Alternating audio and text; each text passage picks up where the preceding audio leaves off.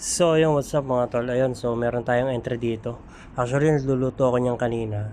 Sabi ko, adjustan ko ng SL para hindi agad tamaan kasi magiging busy ako pagluluto kanina ng kangkong tsaka togi.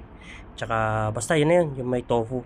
So, sinetap ko lang dyan na medyo malayo yung SL. So, ngayon, minove ko na sa break-even halos. So, binabaan ko na yung SL ko kasi kita ko profitable na. Nga pala, hindi ako professional trader ha. Risky ang trading. So, ingat mga tol. Hindi ako trading guru. So, yun, eto, malapit ko ng matipi to. Simpleng ano lang, simpleng trading lang. So, yung trading natin sa gold M5 yung pinapanood natin ngayon. So, target ko lang dyan is 1:2 RR. So, target ko dyan is $100 lang for today's video.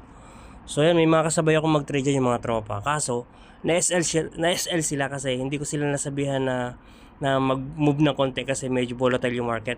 So, bearish pa din yung bias namin. So, ayun.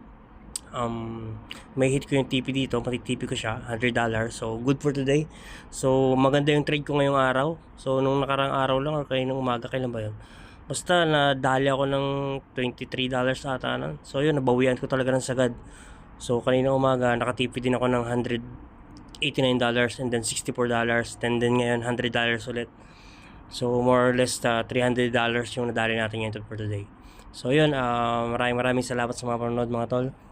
Kung gusto nyo mag-trade, ingat kayo kasi malupitan lang ang gumagawa nito. So, risky yung trading, maaaring mawalan kayo ng pera dito. So, yun lang, manood kayo sa mga professional. Hindi ako professional eh. Ano lang, balagbag na trader lang ako. So, ingat, kung magte-trade kayo, ingat kayo. And para lang to sa mga alam mo yun, mga may kaalaman sa trading. So, yun, TP na to. Ayun, ping, $101.90. Let's go!